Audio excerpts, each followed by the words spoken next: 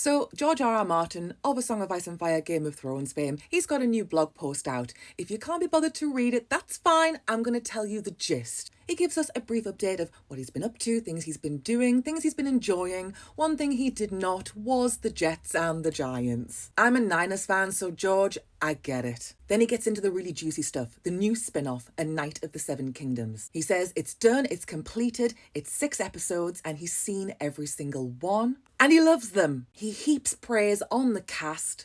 He describes it as faithful an adaptation as a reasonable man could hope for. And you all know how incredibly reasonable I am on that particular subject. He teases us with a huge fight scene, as exciting as anyone could ask for. He says, there's no dragons this time around, no huge battles, no White Walkers. This is a character piece, and its focus is on duty and honour, on chivalry and all it means.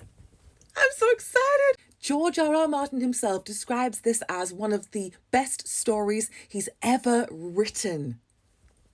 And again, he's full of praise for the team, the cast, the crew, production, everything behind A Knight of the Seven Kingdoms. He says, I am so pleased that Ira Parker, Ty McCall, Aziza Barnes, may they rest in peace, Owen Harris, and our astonishing cast and crew did right by them.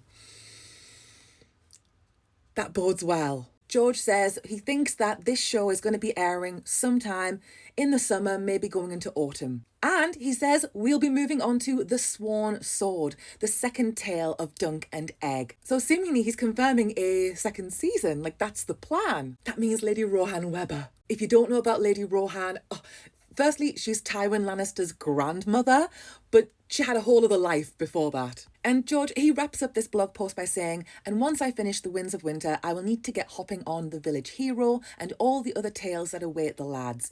Don't worry, I'm sure you folks will remind me. And his current mood? Excited. Mine too. This is very flattering. And given comments that George has made in the past, I think I don't want to read too much into it, but I think we can read a bit into this. I'm just relieved that he loves the new spin-off, A Knight of the Seven Kingdoms. That makes me feel confident that I am going to love it. Now all we need is the trailer. We had a little trailer, a mini one. We need the proper trailer. So whenever HBO Max want to drop it, I'm ready.